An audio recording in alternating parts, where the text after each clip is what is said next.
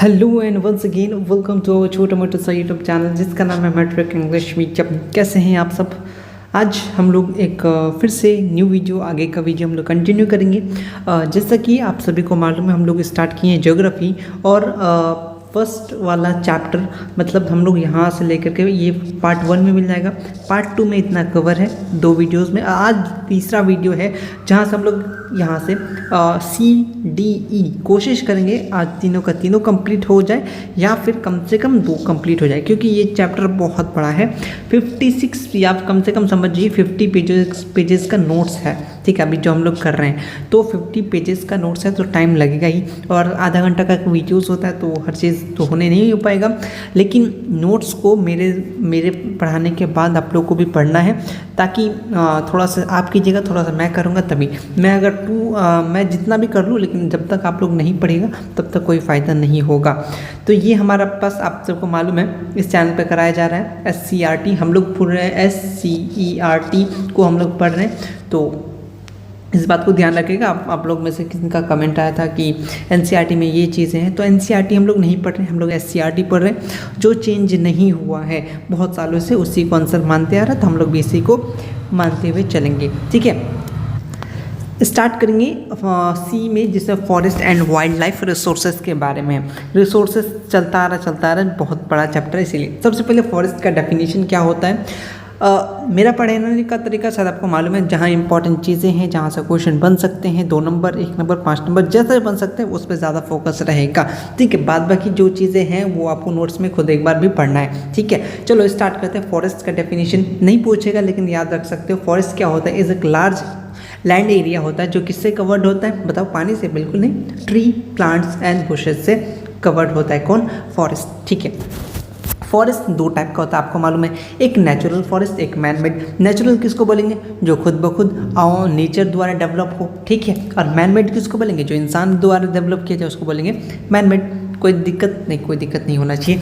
देखो यहाँ से कुछ क्वेश्चन अगर बन सकता है तो ये फॉरेस्ट का डेफिनेशन आपके बुक में क्या है। फॉरेस्ट एक पार्ट है लार्ज पीसेस ऑफ लैंड जो कवर्ड है ट्री से और बुशेस से, जो ऑलरेडी हम लोग यहाँ पे डेफिनेशन में देख चुके हैं। यहाँ पे देखो जो सेल्फ डेवलप्ड हो, जो अपने आप बन जाए उसको बोलेंगे नेचुरल फॉरेस्ट। जो ह्यूमन द्वारा डेवलप किया जाए उसको बोलेंगे मैन मेड फॉरेस्ट। ठीक है, तो मैं समझ में आ गया। चलिए बस इतना ही बात है डू यू नो में। यहाँ से देखो फॉरेस्ट को क्लासिफाइड किया गया कितने कैटेगरी में, 5 कैटेगरी। अगर ऑब्जेक्टिव ढंग का क्वेश्चन बनाना हो तो इस तरीके का क्वेश्चन बना सकता है। हालांकि ये सब पूछेगा नहीं, लेकिन फिर भी आपको याद रखना फॉरेस्ट को कितने हिस्से में बांटा गया ये इंपॉर्टेंट रहेगा। ठीक है, फॉरेस्ट को कितने हिस्से में क्लासिफाइड किया गया, तो 5 कैटेगरी।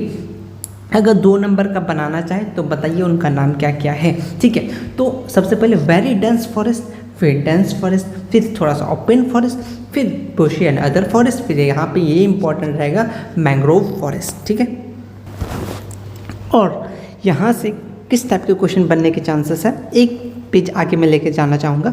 यहाँ पे ना आपको जब नोट्स मिल जाएगा ये वाला, जैसे वेरी डेंस फॉरेस्ट का एग्जांपल कहाँ कहाँ पाया जाता है, तो देखिए क्या है, ऑल नॉर्दर्न ईस्टर्न में पाया जाता है। कहाँ पे नहीं पाया जाता, सिक्किम और आसाम में नहीं पाया जाता है, इस कैटेगरी में नहीं आता है। डेंस फॉरेस्ट का अगर पूछे डेंस फॉरेस्ट कहाँ कहाँ पाया जाता है, यहाँ पे आपको ऑप्शन में दिया हुआ मतलब कि एग्जाम्पल में, तो ये 2 चीज़ों को आप कंबाइन कर लेना। जैसे नोट्स बनाओगे तो वेरी डेंस फॉरेस्ट कहाँ कहाँ पाया जाता है, कहाँ नहीं पाया जाता, ये चीज़ इंपॉर्टेंट है। ठीक है, कहाँ कहाँ पाया जाता है, कहाँ कहाँ नहीं पाया जाता। ओपन फॉरेस्ट कहाँ पाया जाता है, तो ओपन फॉरेस्ट में क्या होता है वही चीज़ है, लेकिन ये वाला आप डेफिनेशन लिखिएगा, साथ में बस ये ऐड कर दीजिएगा कहाँ कहाँ पाया जाता है, कहाँ कहाँ नहीं पाया जाता है। जैसे this type of forest come some district of Karnataka, Tamil Nadu, Kerala, Andhra Pradesh, Orissa, इस तरीके से आप बस एग्जाम्पल में कुछ चीज़ें को लिख लीजिएगा। बाद बाकी ये उतना डाटा आपके लिए इंपॉर्टेंट नहीं है, डाटा से क्वेश्चन नहीं बनेगा, है ना। तो मैं यही बताना चाह रहा था कि यहाँ से आप डेफिनेशन, वहाँ से आप एग्जाम्पल कहाँ कहाँ पाया जाता है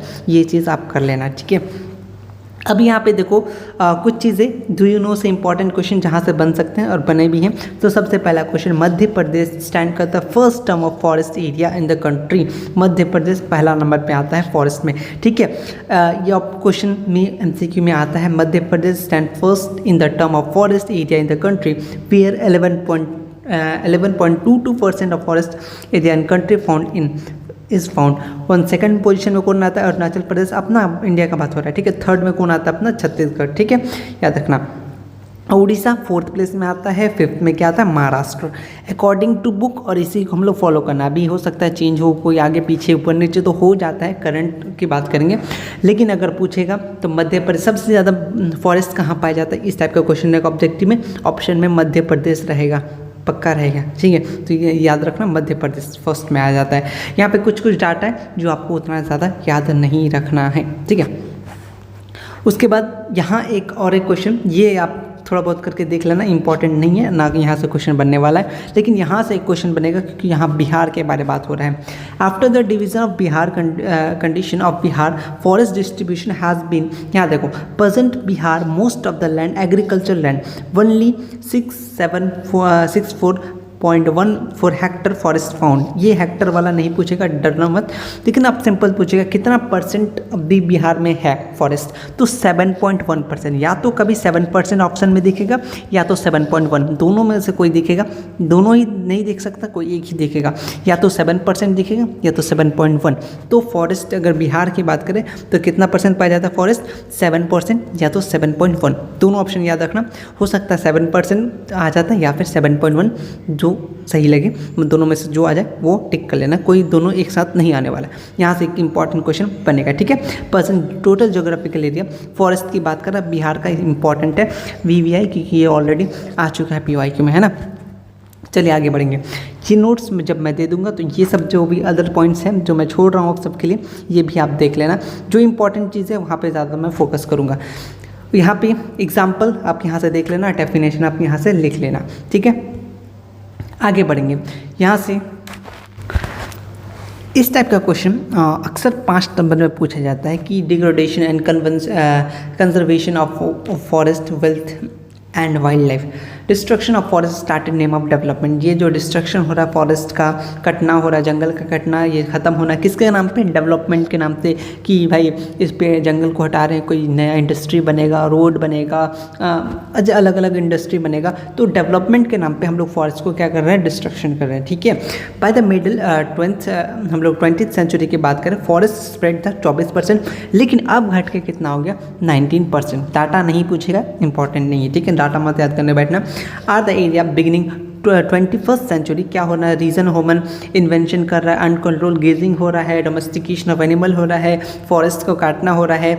मेजर रीज़न क्या ये सब इंडिया में है, जिससे क्या कर रहा है, इंडिया में एक तो पॉपुलेशन बढ़ रहा है, सबको एग्रीकल्चर करना है, तो इसी हिसाब से क्या धीरे धीरे डिग्रेडेशन हो रहा है, किसका, अपना फॉरेस्ट का ही ना।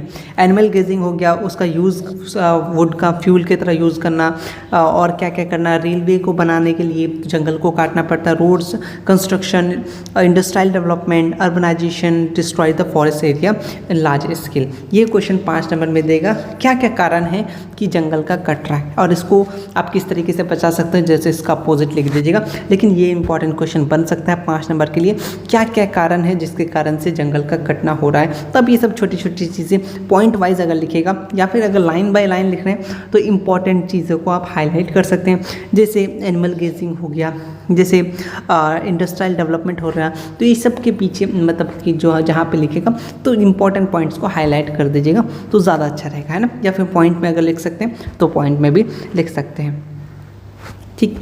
आगे आते हैं, यहाँ से हिमालय, यहाँ से एक आध 2 क्वेश्चन बन सकते हैं, जहाँ से बनेंगे दिखा रहा हूँ। यहाँ से ब्लू बॉक्स से क्वेश्चन है, the Himalaya you in danger. You एक ट्री का नाम है जिसको एवरग्रीन ट्री बोल सकते हैं, evergreen like chair, evergreen tree का नाम है, ठीक है। यू हिमालय में पाया जाता है, एक मेडिसिन प्लांट है जो अलग कहाँ पाया जाता है, various part of Himachal Pradesh and Arunachal प्रदेश।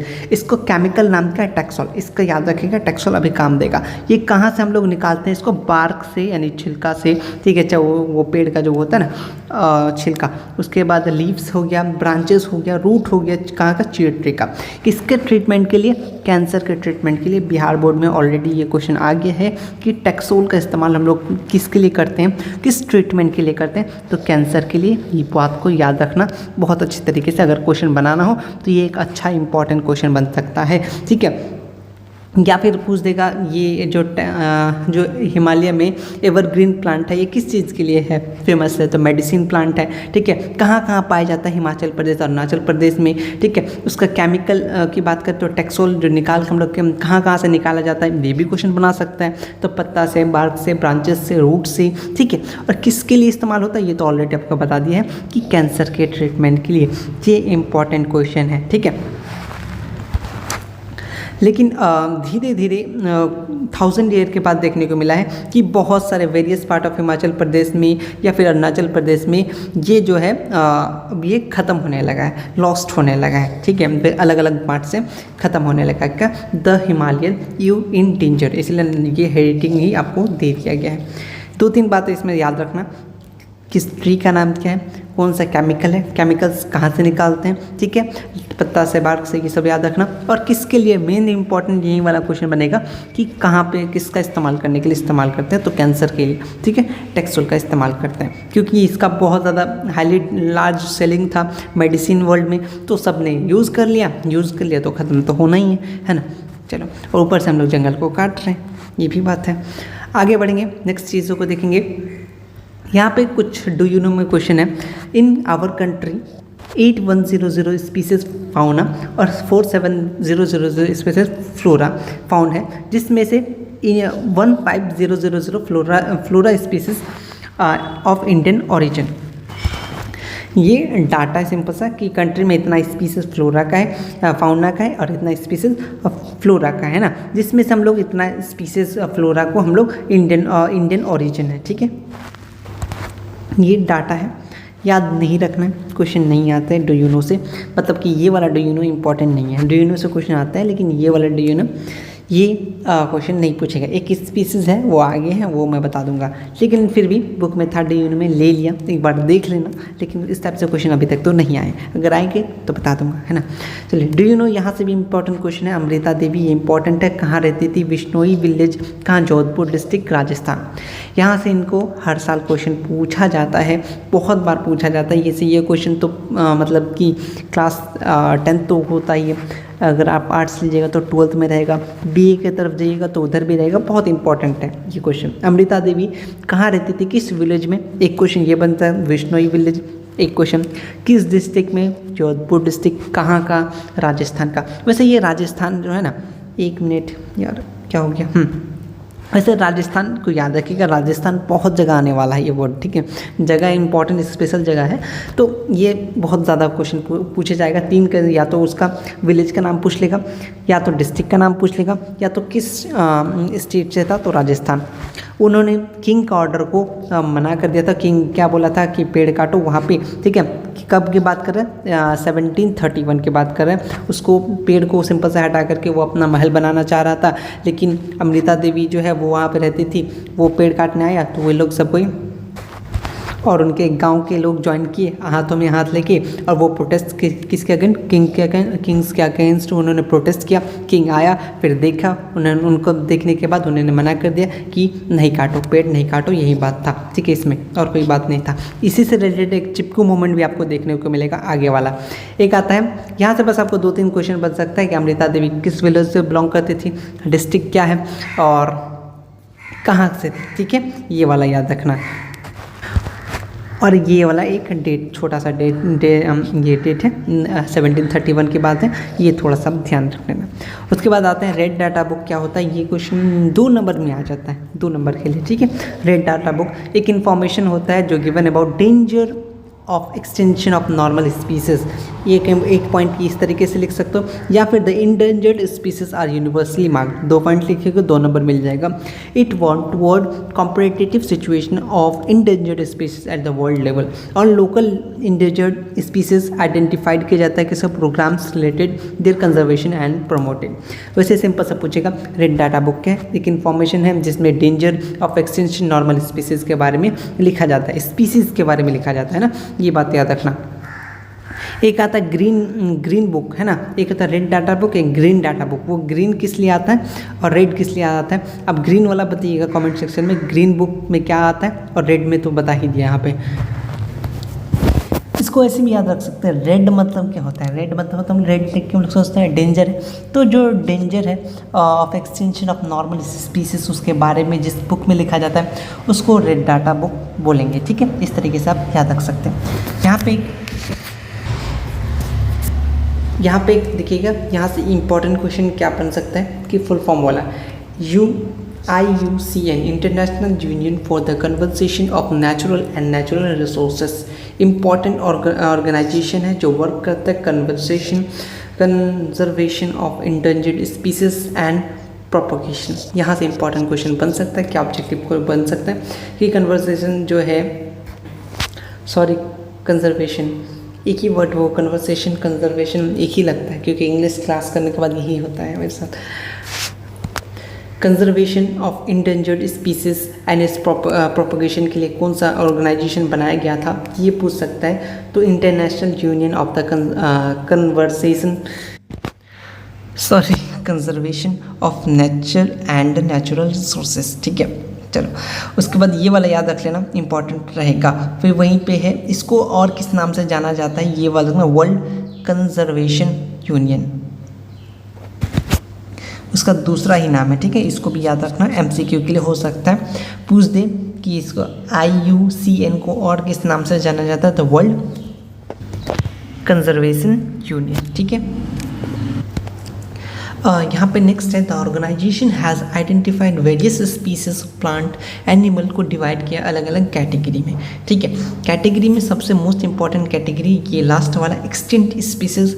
यहाँ से क्वेश्चन एक आएगा जो फिक्स है वो मैं बता देता हूँ, लेकिन आप लोगों को एक बार एग्जाम्पल सब देख के रखना है, जैसे नॉर्मल स्पीसीज में कौन कौन सा आता है या एग्जाम्पल थे। ठीक है, आपका इंडेंजर्ड स्पीसीज में कौन कौन सा है एग्जाम्पल सब आपको एक दो को देख के रखना है। ठीक है, और उसके पास आता है वेन्यूएबल स्पीसीज के अंदर कौन कौन सा आता है, और रेयर स्पीसीज का एग्जाम्पल इंपॉर्टेंट है, एग्जाम्पल। ठीक है, डेफिनेशन याद हो ना हो लेकिन आपको ये एग्जाम्पल इंपॉर्टेंट रहेगा। ठीक है, फिर एक इम्पॉर्टेंट कौन सा आता है यहाँ पे D नंबर हो गया, फिर E नंबर में आपका एंडेमिक स्पीसीज, और एक लास्ट है आपका एक्सटिंक्ट स्पीसीज।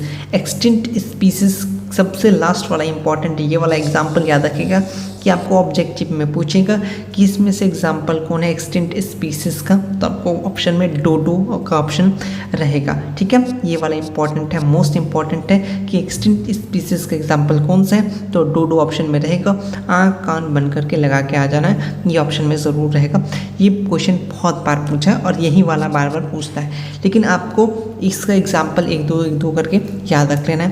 डेफिनेशन इंपॉर्टेंट नहीं है क्योंकि डेफिनेशन नहीं पूछेगा, बस आप ये सब का एग्जाम्पल याद रखिएगा, लेकिन लास्ट वाला का ज़रूर याद रखिएगा एग्जाम्पल। ये डोडो वाला इंपॉर्टेंट है, VVI है, क्या पता फिर से इसी साल यहीं उठ के आ जाए। आगे बढ़ेंगे, यहाँ से आपको नेशनल पार्क क्या होता है, सेंचुरी क्या होता है, बायोस्फीयर क्या होता है। डेफिनेशन नहीं पूछेगा, लेकिन आपसे पूछेगा कि कौन सा नेशनल पार्क कहाँ है, कौन सा बर्ड सेंचुरी है, बायोस्फीयर रिजर्वर क्या है, इस टाइप का क्वेश्चन आते हैं जो आपको यहाँ पे देखने को मिलेगा। ठीक है,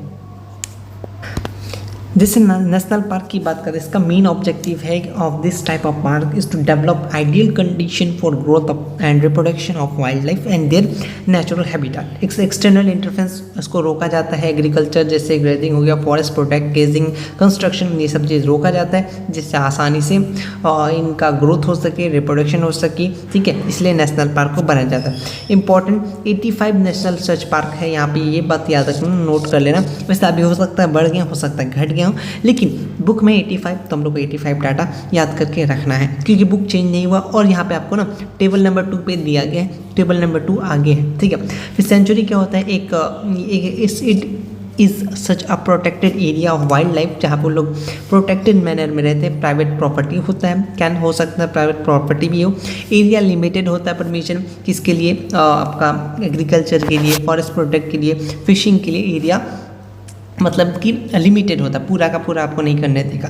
इस तरीके की चीज़ सेंचुरी में आपको पाया जाता है ना। बिहार की यहाँ से याद रखना, बिहार कितना है, इन इंडिया देयर आर 448 यहाँ पे सेंचुरीज़ है। बिहार की बात करें तो covered lake of Begusarai, important Bihar वाला चीज़ याद रखना। एंड कीश्वर ऑफ दरभंगा, ठीक है, has been identified for this, किसके लिए, सेंचुरी के लिए। चलिए, उसके बाद बायोस्फीयर यहाँ पे रिजर्वर क्या है? It is that area where programmes for the conservation of biodiversity and being run for priority basis. ये एक ऐसा एरिया है यहाँ प्रोग्राम्स जैसे बचाने के लिए, कंजर्वेशन ऑफ बायोडाइवर्सिटी को बचाने के लिए स्टार्ट किया जाता है। किसके बेसिस पे? प्राथमिकता के बेसिस पे। ठीक है, ये वाला बस याद रख सकते हो। डेफिनेशन के लिए हो सकता है आपको पूछ ले 2 नंबर के लिए, बायोस्फीयर रिजर्व से आप क्या समझते हैं, तो यहाँ तक आप लिख सकते हैं। इसमें क्या होता है? These reserve program are been run on biodiversity in the form of genetic diversity. 65 nation में of the world 243 biosphere reserve है, जिसमें से 14 जो है वो अपना इंडिया में है। ठीक है, ये बात याद रख सकते हो। इंडिया में कितना है ये बात याद रखना। 65 नेशन में से 243 बायोस्फीयर है, जिसमें से 14 अपना इंडिया के पास है। ये चीज़ याद रख सकते हो। ठीक है, लेकिन यहाँ से इंपॉर्टेंट है, एक नंबर का ऑब्जेक्टिव पूछ सकता है। लेकिन मैंने देखो इसमें तो बहुत सारा है, आपके पास टाइम भी है, तो आप एक दिन अगर एक मध्य प्रदेश का याद करो, एक दिन कर्नाटका का याद करो, राजस्थान का याद करो। लेकिन अभी तक मैंने जितना देखा है PYQs में, जहाँ तक मॉडल पेपर, सेंटर पेपर, जहाँ तक मैंने देखा है क्वेश्चन को, तो कौन कौन सा ज़्यादा पूछता है उस पर मैंने टिक किया है। लेकिन हालांकि आपको पढ़ना सबको याद सबको करना है, क्योंकि हो सकता है पूछ ले, अगर क्वेश्चन को हार्ड बनाना हो तो ये ऑप्शन ना दे करके ऑप्शन दूसरा दे दे, तो आपको याद होना चाहिए। तो याद करने के लिए एक बार सिंपल सा याद करना, जैसे फॉर एग्जाम्पल पूछेगा कान्हा नेशनल पार्क कहाँ पे, इस टाइप का क्वेश्चन बनता है, तो मध्य प्रदेश में। ठीक है, तो इस तरीके से आपको याद करना है। मैंने इंपॉर्टेंट वाला याद टिक कर दिया, यहाँ पे इंपॉर्टेंट आपको दिख रहा है। जैसे राजस्थान का कौन सा इंपॉर्टेंट है, एक पेज नहीं, यहाँ इतना सारा है। जैसे कॉर्बेट नेशनल पार्क बहुत बार पूछा गया है, नंदा देवी नेशनल पार्क ये भी पूछा गया है, दुधवा नेशनल पार्क कहाँ पे, ये भी, काजीरंगा मोस्ट इंपॉर्टेंट बहुत बार पूछा है, पता नहीं क्यों। ठीक है, हजारीबाग वाइल्ड लाइफ सेंचुरी ये भी पूछा है। तो यहाँ पे देखो गुंडी नेशनल पार्क ये भी पूछा है, गिर नेशनल पार्क गुजरात ये वाला भी बहुत बार ज़्यादा पूछा है, सुंदरबन वाला भी बहुत बार पूछा है। तो जो सब इंपॉर्टेंट है वो सब मैंने ऑलरेडी यहाँ पे रेड कलर करके हाईलाइट कर दिया, उस सब को आपको याद रखना है। उसके अलावा ये सब को भी आपको याद रखना है। जिस तरीके से आपको हो सकता है, अगर जैसे याद रख सकते हैं, जैसे झारखंड में क्या करना है, झारखंड में हम लोग जाके क्या करेंगे, PhD करेंगे। तो P से अपना ये हो गया क्या पलामू, D से अपना क्या होगा दालमा, और S से हजारीबाग। इस तरीके से अगर आप ट्रिक बना करके याद कर सकते हैं तो आपको याद जल्दी हो जाएगा। झारखंड में क्या करने जाओगे, PhD करने जाएंगे, तो आपको फुल फॉर्म याद रहेगा, बस आपको टिक करके आ जाना झारखंड में कौन कौन सा पाया जाता है, क्योंकि बुक के अंदर से ही रहेगा तो इतना में ही। ठीक है, याद रखना। ठीक है, इसमें क्या याद रखते हो, तमिलनाडु में महात्मा गांधी, कैसे MA ये अपना महात्मा और G से हो गया गांधी। इस तरीके से जो आपको अच्छा लगी आप उस तरीके से याद रख सकते हो, है ना। चलो, गुजरात से क्या, GB जैसे आपको हो गया याद, GB मोबाइल में जो इतना GB मिलता है, तो उस तरीके से GB, गुजरात से GB बोले तो गिर नेशनल पार्क, और एक आता है अपना बलवदार नेशनल पार्क। इस तरीके से आप याद रख सकते हो। आपको जैसा शॉर्टकट लगे इससे अच्छा बना सकते हो, तो कोई दिक्कत नहीं। मुझे जैसे अभी जस्ट मैंने ये बनाया नहीं था, अभी जस्ट माइंड में आया तो मैंने बता दिया। इस तरीके से आप भी कर सकते हो, इंपॉर्टेंट है। और एक पेज है यहाँ तक, ठीक है, जैसे जम्मू कश्मीर का एक ही को है, सिक्किम का कंचनजंगा नेशनल पार्क ये भी इंपॉर्टेंट है। इस तरीके के क्वेश्चन बनते हैं, तो आप लोग प्लीज़ याद रखिएगा, इंपॉर्टेंट है ना। ये सब नोट्स में आपको मिल जाएगा, तो नोट्स आपको ध्यान से, ये सब इंपॉर्टेंट चीज़ें अगर आपको साथ साथ में अगर आप ट्रिक भी बना लेते हैं तो अच्छी बात है, याद रखने का बहुत जुगाड़ मिल जाएगा। ये 2 नंबर के लिए इंपॉर्टेंट क्वेश्चन है, बायोपायरेसी। ये क्वेश्चन इंपॉर्टेंट है, बहुत इंपॉर्टेंट है 2 नंबर के लिए। ऑलरेडी मॉडल सेट अच्छा क्वेश्चन में मतलब मॉडल सेट की बात करें तो बहुत बार पूछा है बायोपायरेसी। तो ये क्या होता है, द अल्ट्रेशन मतलब होता है change meet the genetic character, जो चेंज होता है जेनेटिक कैरेक्टर में, विच आर नेचुरल एसोसिएटेड, जो किससे एसोसिएट होगा, नेचर से एसोसिएटेड होगा, उसके लिए stabilise in the development activity of crore year, उसको क्या बोलते हैं, बायोपायरेसी। सिंपल क्या है बायोपायरेसी समझते हैं, यानी जो चेंज बनने में, यानी जेनेटिक कैरेक्टर, जो अल्ट्रेशन मतलब होता है change, alteration meet the genetic character, जो अल्ट्रेशन होता है यानी जो चेंज होता है जेनेटिक कैरेक्टर को बनने में, जो किससे एसोसिएट होता है, नेचर से एसोसिएटेड होता है, जिसको बनने में, उसके डेवलप होने में, उसके एक्टिविटी को डेवलप होने में करोड़ों साल लग जाता है, उसको हम लोग बोलते हैं बायोपायरेसी। इंपॉर्टेंट 2 नंबर के लिए ज़रूर पूछेगा बायोपायरेसी। यहाँ एक इंपॉर्टेंट बुक का लाइन था, टाइगर प्रोजेक्ट जो होता है, project tiger best wild life project in the world, वो कब लॉन्च किया गया था? 1973 इंपॉर्टेंट डेट है, थोड़ा सा ख्याल रखना। Tiger project one of the best wild life project जो कब लॉन्च किया गया था? 1973 को। ठीक है, आगे बढ़ेंगे। यहाँ चिपको मूवमेंट से 2-3 क्वेश्चन इंपॉर्टेंट है। कौन लीड कर रहा था? लीडरशिप कौन था? सुंदरलाल बहुगुणा इंपॉर्टेंट है। कौन सा डिस्ट्रिक्ट में? याद रखना, थेरी घरवाल, उत्तर प्रदेश। ये इंपॉर्टेंट क्वेश्चन है यह वाला। आपको 2 नंबर में भी उससे पूछेगा ही और आगे के चैप्टर्स में भी आएगा ही। तो फिलहाल इसमें इतना ही चीज़ें लिखा गया। वो क्या था? चिपको मूवमेंट सिंपल सा एक मूवमेंट था जो इलिटरेट ट्राइब द्वारा पॉपुलेशन द्वारा स्टार्ट किया गया था। इस मूवमेंट में लोकल जो पीपल थे वो क्या करते, अपना जो ट्री को वो सब अपना लपेट रहे थे ताकि वो पेड़ को ना काट सके। वो जो कॉन्ट्रैक्टर था ताकि वो क्या कर सके, जिससे हम लोग सेव कर सके ट्री को कटिंग से। और वो लोग सराउंड हो गए थे, चारों तरफ लिपट गए थे। इसी प्रोटेक्ट किए थे प्लांट को, ट्री को, इसी मूवमेंट को चिपको मूवमेंट। वैसे ये आगे आने वाला है और भी अच्छे तरीके से देखेंगे। इस पेजेस में मतलब जितना दिया गया उसी तरीके से मैंने बता दिया। 2-3 चीज़ें याद रखना, जैसे कि सिंपल सा ये कौन सा डिस्ट्रिक्ट है? तो थेरी खलगांव, उत्तर प्रदेश। किसके लीडरशिप पे? सुंदरलाल बहुगुणा। ये मूवमेंट स्टार्ट हुआ इलिटरेट ट्राइब द्वारा। देखा गया इस मूवमेंट में कि पीपल को, लोग देखा कि पेड़ को काटने आया हुआ है कोई कॉन्ट्रैक्टर, तो ये लोग गया पेड़ को बचाने के लिए। तो वो लोग क्या किया, वो लोग पेड़ से चारों तरफ से लिपट गया और इस तरीके से वो लोगों ने पेड़ को बचा लिया। यही वाला चिपको मूवमेंट वैसे 2 नंबर के लिए आता है, आगे भी हम लोग देखेंगे इसको, है ना, और भी अच्छे तरीके से। यहाँ पे in India join forest management exhibition of importance role local community manage and restoration of endangered forest officially programme started in 1988। पता नहीं ये डेट बुक में है, लेकिन इंपॉर्टेंट डेट्स में इसको ऐड कर लेना, कब ज्वाइन हुआ था। ठीक है, ये वाला बात याद रख लेना। उसके बाद यहाँ पे कुछ चीज़ें हैं जो थोड़ा बहुत अगर क्वेश्चन को टफ बनाना हो तो यहाँ से क्वेश्चन बना सकते हैं, वरना 2-3 पॉइंट्स इस पेजेस में कवर हो जाएंगे। The followers of Jain and Buddha religion believe on non violence. ठीक है, जो नॉन वायलेंस को हम लोग क्या बोलते हैं? अहिंसा। जो फॉलोअर थे जैन और बुद्ध के, बुद्ध रिलीजन के, वो लोग बिलीव करते थे नॉन वायलेंस मतलब अहिंसा पे। ठीक है, गांधी जी भी नॉन वायलेंस पे बिलीव करते थे, है ना। इनका रिलीजन यानी इनका जो धर्म था वो किस पे बेस्ड था? अहिंसा परमो धर्म। बोले तो ये नॉन वायलेंस जो है ये परम धर्म है। ठीक है, प्रथम धर्म है, ये बोला था। अमॉन्ग्स द जैन वो कम्युनिटी वो killing of even micro organism prohibited. मतलब जो जैन कम्युनिटी थे यहाँ तक कि वो माइक्रो ऑर्गेनिज्म को भी नहीं मारते थे। इसीलिए उनका जो कॉन्ट्रीब्यूशन है प्रोटेक्शन और फॉरेस्ट या वाइल्ड लाइफ का बहुत ज़्यादा क्या है, सिग्निफिकेंट है। ठीक है, यहाँ से आपको हो सकता है कि नॉन वायलेंस को और क्या बोला जाता है, तो अहिंसा बोला जाता है। या फिर पूछ ले कि अहिंसा परमो धर्म का मतलब क्या होता है? अहिंसा मतलब होता है नॉन वायलेंस, अहिंसा परमो मतलब होता है प्रथम यानी फर्स्ट, और धर्म मतलब धर्म। ठीक है, जो नॉन वायलेंस का एक पहला धर्म है। ठीक है, इस तरीके से आप क्वेश्चन बना सकता है। यहाँ पे एक अच्छा क्वेश्चन बन सकता है, महात्मा बुद्ध जो है वो कहा था क्या? एक ट्रिक, एक स्पेशल है, लिमिटलेस काइंड है, लिबरल लिविंग बीइंग है, जो नेवर डिमांड करता है अपने नरिशमेंट के लिए, कभी डिमांड नहीं करता है, एंड गिफ्ट देता है लिबरल और the activity of its life. It's protect करता है, हर किसी को बचाता है कि और अपने छाँव में रखता है हर even keep the person who cutting its with axes under the shed। जो यहाँ तक कि जो इंसान उसको काटता है एक्स से, कुल्हाड़ी से, उसको भी छाँव में रखता है। तो ये किसने कहा था? इस टाइप का क्वेश्चन अगर बना सकता है तो 480 BC में पूछा था, बोला था किसने? महात्मा बुद्ध ने। ठीक है, याद रखना। अब देखेंगे आगे legal provision for conservation of wild life. ठीक है, यहाँ पे 2 लॉ है, सिंपल सा याद रखना। डेट इंपॉर्टेंट रहेगा, बाकी जो चीज़ है वो बता दूंगा।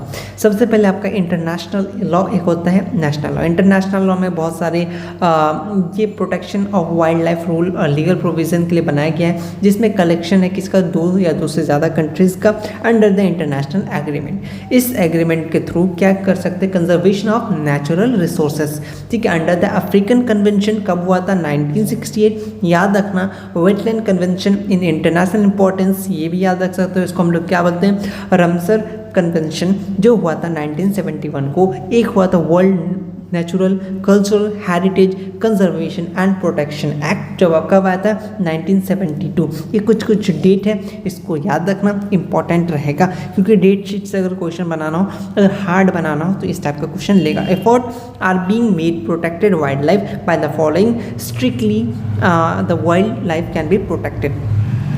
नेक्स्ट है आपका नेशनल लॉ, यहाँ पे इंपॉर्टेंट याद रखना, India is among the those nation in of the world where provision has been made constitution, हमारा संविधान में है, याद रखना आर्टिकल 21 के थ्रू आता है, in section 47, 48 and 51A(G) under article 21। ये वाला याद रखना किसके तहत आता है? Under article 21। ये जो अपना आप कॉन्स्टिट्यूशन किसके रूल है? आपका protection of wild life and natural resources has been laid down. बहुत इंपॉर्टेंट क्वेश्चन है, बहुत इंपॉर्टेंट क्वेश्चन है कि आपसे पूछेगा the protection of wild life and natural resources किस आर्टिकल के थ्रू है? तो आर्टिकल 21। याद रखना कि मेरा फेवरेट नंबर ये 21 है, ठीक है, सब कुछ 21 स्पेशल है। 21 जून बर्थडे, 21 दिसंबर चैनल का बर्थडे, 21 और भी बहुत सारे स्पेशल है, ये 21 रोल नंबर 21 वगैरह वगैरह। तो याद रखना आर्टिकल 21 किससे रिलेटेड है? Protection of the wild life and natural resources के लिए यहाँ से इंपॉर्टेंट क्वेश्चन बनेंगे, ऑलरेडी बन चुके हैं। After the formation of Indian world wide board कब बना था? 1952 of the government become serious toward the protection of wild life. याद रखना कब बना था formation Indian wildlife board कब बना था? 1952 को, ठीक है। चलिए, hunting of bird and animal has been banned under the wild life protection act किसके थ्रू? 1972। Regulation 1973, amendment 1991। लेकिन ये वाला याद रखना, ये वाला एक्ट पता नहीं कब पूछ ले, ठीक है, याद रखना। एक क्वेश्चन पूछा जाता है आपसे कि संजय गांधी बोटैनिकल पार्क कहाँ पे है? तो कहाँ पे? पटना में है। ये क्वेश्चन आपको विजिट करने बोला है, लेकिन हम लोग अभी बाद में एग्जाम के बाद जाएंगे घूमने। लेकिन आपसे क्वेश्चन बहुत बार पूछा है कि संजय गांधी बोटैनिकल पार्क कहाँ पे है, कहाँ पे सिचुएटेड है? तो पटना में। एक VVI क्वेश्चन है, आपको देखने को मिलेगा PYQ जब आप सॉल्व कीजिएगा, और फ्यूचर के एग्जाम में भी, आने वाले एग्जाम में भी आपको ये क्वेश्चन देखने को मिल सकता है। तो याद रखना संजय गांधी बोटैनिकल पार्क कहाँ पे? पटना में, ठीक है। आगे बढ़ते हैं, जी बनते हैं। यहाँ से कुछ क्वेश्चन फ्रेम होता है, ऑलरेडी आपको दिख ही रहा होगा, लेकिन यहाँ से डू यू नो पे देख लीजिएगा। Ayurvedic and Unani medicine prepared from किससे बनाते हैं? फ्लोरा फाउना से एंड मिनरल से। The founder of Ayurveda Charak use flora fauna and mineral those treatment 1000 year ago. जो आयुर्वेदा है कौन सा मेथड है? इंडियन मेथड है, पुरानी मेथड है, ठीक है, ताकि किसे ठीक करने के लिए, किसको? डिजीज़ को। यहाँ पे कुछ चीज़ें हैं जिसको आपको याद रखना है, बहुत ज़्यादा इंपॉर्टेंट है। कुछ प्लांट के काम, जैसे मॉर्फिन का काम क्या है, किसके लिए इस्तेमाल करते हैं हम लोग? पेन किलर के लिए। मॉर्फिन का याद रखना किसके लिए? पेन किलर के लिए। और कहाँ से लाते हैं हम लोग?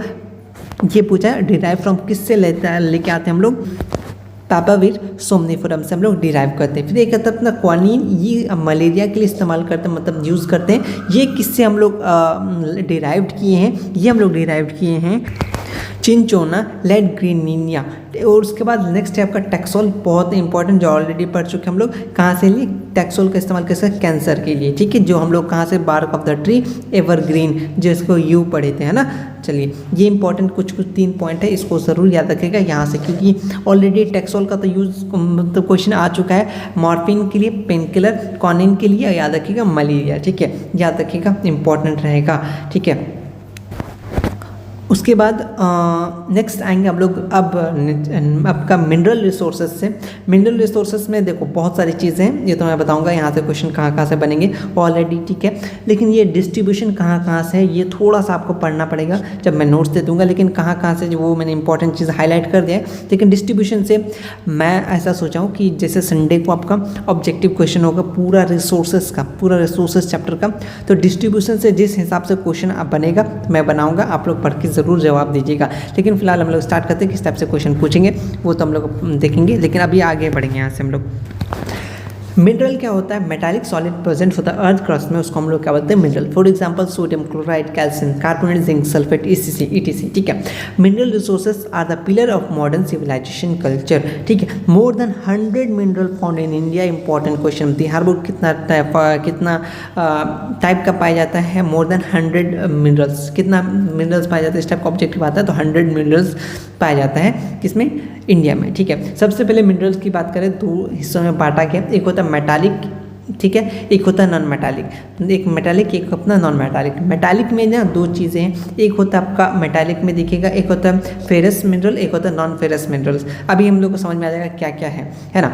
सबसे मेटालिक मिनरल, जो मेटालिक से मेटल समझिए, दीज मिनरल कंटेन करता है कि मेटल सच दैम, जैसे आपका आयरन और इंपॉर्टेंट है किसके लिए, एग्जाम्पल इंपॉर्टेंट है कॉपर, निकल, मैग्नीज, ईटीसी, जो क्या कर सके, जिसको हम लोग कहते हैं डिवाइड कर सके दो कैटेगरी, इसको हम लोग अगेन डिवाइड करते हैं दो कैटेगरी में। सबसे पहले मेटालिक मिनरल, ऐसा मिनरल जो कंटेन करता है मेटल जैसे आयरन और कॉपर, निकल।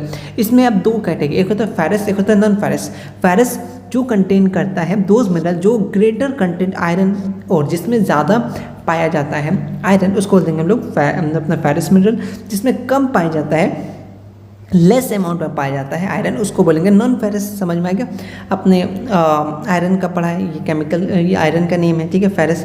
तो यहाँ पे देखिए, जिसमें आयरन ज़्यादा पाया जाएगा उसको बोलेंगे फेरस मिनरल, जिसमें आयरन कम पाया जाएगा उसको नॉन फेरस बोलेंगे। एग्जाम्पल याद रखना बहुत इंपॉर्टेंट है, एग्जाम्पल से क्वेश्चन बनेंगे, इसलिए याद रखना। फेरस नॉन फेरस समझ में आ गया।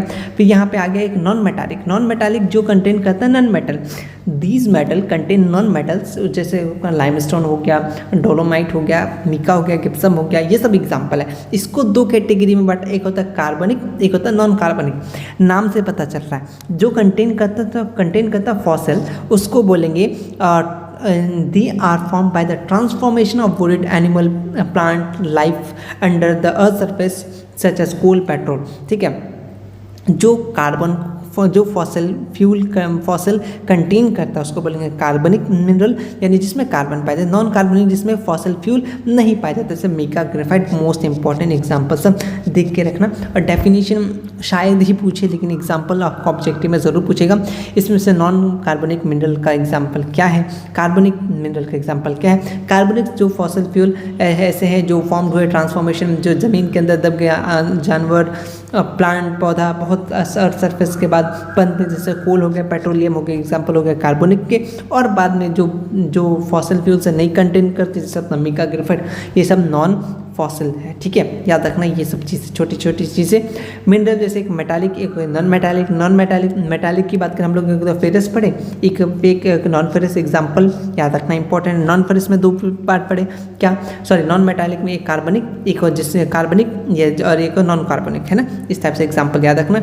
डिफरेंस यहाँ पे दिया गया है, याद रखना मेटालिक और नॉन मेटालिक। वैसे ये केमिस्ट्री में भी आएगा ही, मेटालिक और नॉन मेटालिक में डिफरेंस क्या है तो याद रख लेना। देखो, metallic melting on melting metal, ये मेटालिक मिनरल में जो उसको मेल्टिंग करेंगे तो मेटल एक्सटेंड हो जाएगा, इसमें extracted from the metallic mineral. लेकिन ये जो नॉन मेटालिक होगा ये एक्सट्रैक्टेड नहीं होगा इसमें, नॉन मेटालिक में ये हार्ड होता है, शाइनी होता है मेटालिक। लेकिन नॉन मेटालिक क्या होता है, ये कैसा होता है, सेल्फ शाइनिंग होता है। ठीक है, याद रखना, ये हार्ड नहीं होता है। ये कहता है ये सेडिमेंट्री में पाया जाता है, ये जनरली इग्नेशियस में पाया जाता है। ये इस तरीके से डिफरेंस होता है। ये कैसा होता है, ये इंटर्न, ये मेटालिक जो होता है इसको आप टर्न कर सकते हैं थिन वायर में। ठीक है, इसमें डक्टिलिटी होता है, ये जब इसको हथौड़ी से मारिएगा तो टूटेगा नहीं, लेकिन ये जो नॉन मेटालिक है ये टूट जाएगा। वैसे ये ऑलरेडी केमिस्ट्री में आएगा ही, है ना, मेटालिक नॉन मेटालिक डिफरेंस वाला अच्छा क्वेश्चन बन सकता है, केमिस्ट्री में भी काम देगा। ठीक है, उसमें यहाँ पे आपका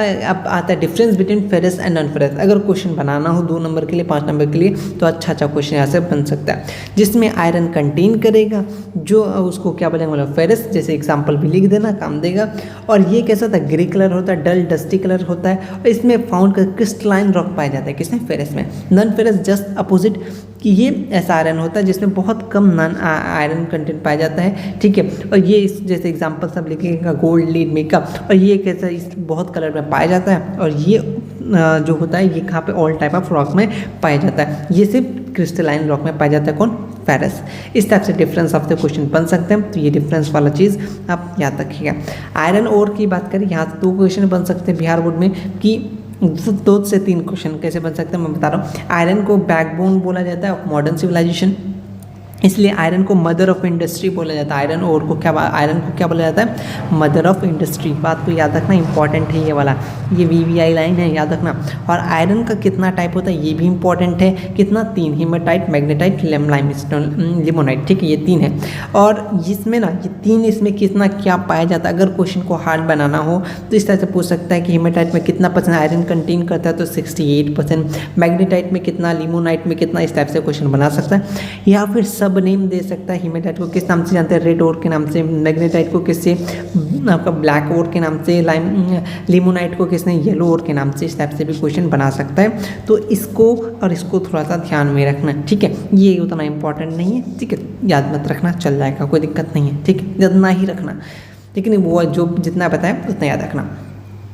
डिस्ट्रीब्यूशन की बात करें तो याद रखना 96% इंडिया, देखो iron ore found almost every state of India, but 96% of the total reserve confirm किया गया स्टेट का कर्नाटका में, ठीक है, इस टाइप से क्वेश्चन है। और आपको यहाँ पे छत्तीसगढ़ में सेकंड लार्जेस्ट ओर, तो ये डिस्ट्रीब्यूशन वाला पार्ट आपके लिए है, आप इसको ज़रूर पढ़िएगा, बहुत तो वीडियोस बहुत ज़्यादा लंबा हो जाएगा, है ना। तो इस तरीके से झारखंड में 5th आयरन ओर है, कहाँ कहाँ है, ये सब चीज़ें बस आप एक नज़र देख के रखिएगा। इससे रिलेटेड जितना भी ऑब्जेक्टिव बनेगा या आ चुका है या बन सकता है, मैं बनाऊंगा फिर आपको दूंगा, आप लोग ज़रूर आंसर बताइएगा। संडे को आपको जैसे मालूम है, जितना पढ़ेंगे, जितना चैप्टर कंप्लीट हो पाएगा संडे तक, उतना का ऑब्जेक्टिव हम लोग ज़रूर करेंगे, ठीक है। डिस्ट्रीब्यूशन आपको देखना है, ठीक है। और मैग्नीज से यहाँ से इंपॉर्टेंट क्वेश्चन बनता है कि 1 टन ऑफ स्टील से, देखो in the production of 1 ton of steel, 1 ton of steel production के लिए कितना 10 किलोग्राम मैग्नीज का इस्तेमाल किया जाता है। इंपॉर्टेंट क्वेश्चन है, यहाँ से बनेगा कि कितना 1 टन ये स्टील बनाने के लिए कितना किलोग्राम मैग्नीज का इस्तेमाल किया जाता है, तो 10 याद रखना। इंडिया स्टैंड करता है 3rd रैंक मैग्नीज ओर के लिए, याद रखना। मैग्नीज का क्या क्या काम होता है, dry cell, photography letter, match box industry में इस्तेमाल होता है, धीरे धीरे मैन्युफैक्चरिंग आपका पेंट्स हो गया, इंसेक्टिसाइड के लिए और अदर पर्पस के लिए इस्तेमाल किया जाता है, ठीक है। इसका डिस्ट्रीब्यूशन ये वाला पॉइंट इंपॉर्टेंट है, डिस्ट्रीब्यूशन आपके वाले, लेकिन मैं इंपॉर्टेंट पॉइंट हाईलाइट फिर भी कर रहा हूँ। मैग्नीज प्रोड्यूसिंग रीजन उड़ीसा में इंपॉर्टेंट है, ठीक है। Main manganese producing region of India की बात करें तो उड़ीसा ऑप्शन में रहेगा, ठीक है। और उड़ीसा जो है 1st स्टैंड लेता है मैग्नीज प्रोड्यूसिंग के लिए इंडिया में। ये कुछ पॉइंट तो मैंने ऑलरेडी हाईलाइट कर दिया, लेकिन आपको डिस्ट्रीब्यूशन एक बार पढ़ना है, लेकिन इंपॉर्टेंट वाला तो मैं हाईलाइट कर ही दिया हूँ, ठीक है। उसके बाद आगे आएंगे, यहाँ फिर से डिस्ट्रीब्यूशन है किसका, यहाँ मैग्नीज का ऑलरेडी हर एक जगह का थोड़ा थोड़ा करके यहाँ पे दिया हुआ है, आपको एक बार देख लेना है ना। ये सब भी डिस्ट्रीब्यूशन है, बॉक्साइट का इंडिया में कहाँ कहाँ डिस्ट्रीब्यूशन है, यहाँ पे आपका मैग्नीज का डिस्ट्रीब्यूशन है, तो इस तरीके से आपको यहाँ पे दिया गया, तो एक बार इसको बस देख लेना, ठीक है। और अगर कुछ चीज़ें मुझे अगर दिखे तो मैं आपको ज़रूर बता दूंगा, लेकिन फ़िलहाल तो मुझे इधर तो नहीं दिख रहा है, ठीक है। आगे आएंगे, यहाँ पे पूरा डिस्ट्रीब्यूशन वगैरह आपसे दिया हुआ, कहाँ क्या होता है, कितना नहीं होता, ये डिस्ट्रीब्यूशन वाला पार्ट आप ज़रूर देखना नोट से, ठीक है। मीका की बात करें, यहाँ से मीका का आगे, मीका में इंपॉर्टेंट है, ये इंडिया लीडिंग करता है, ठीक है, producer of sheet of the mica in the world, ठीक है। ये बात याद रखना, इसका इस्तेमाल होता है टिल यूज इलेक्ट्रॉनिक इंडस्ट्री, ठीक है, आर्टिफिशियल में भी इस्तेमाल होता है, ठीक है।